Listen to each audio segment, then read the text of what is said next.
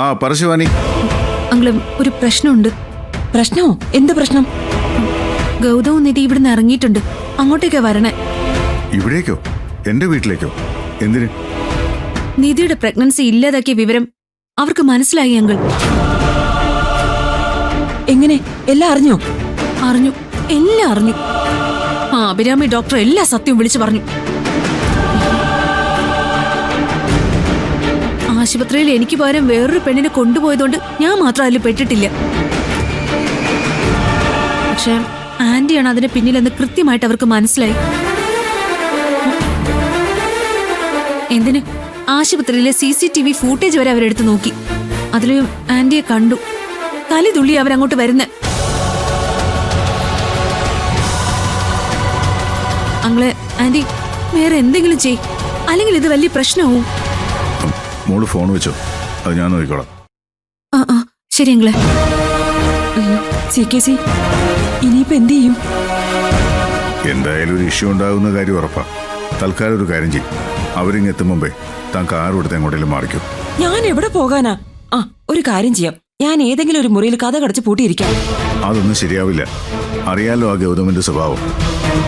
ഇവിടെ വന്നാൽ നിന്നെ കണ്ടില്ലെങ്കിൽ അരിച്ചു വെറുക്കോവൻ. എന്തിനാ ഒരു സീൻ ക്രിയേറ്റ് ചെയ്യുന്നത്? ജസ്റ്റ് ഒരു ഡ്രൈവ് പോകും. അവര് വന്നാൽ ഞാൻ ഡീൽ ചെയ്തോളാം അവരെ. ശരി, എന്തായാലും എന്നെ വിളിക്കണം കേട്ടോ.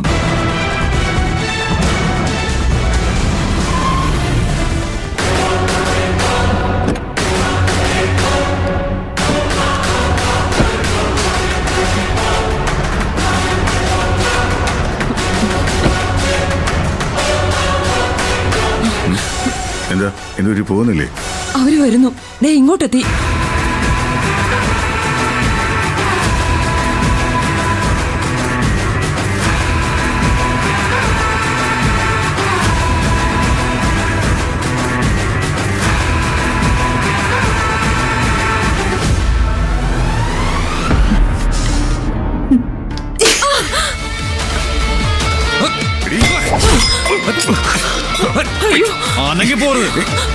ഒരൊറ്റ വലിക്ക് തീർത്തുകളെ ഞാൻ. ഗൗതം വേണ്ട, മിണ്ടിപ്പോവരുത്.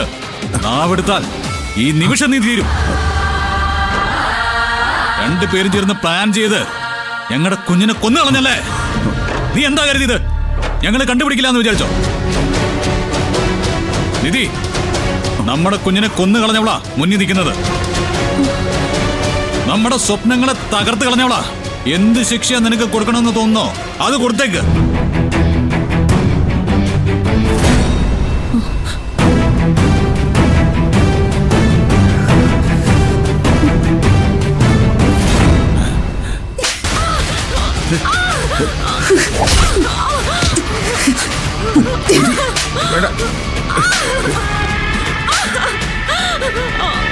നീയൊക്കെ ഒരു പെണ്ണാണോടി?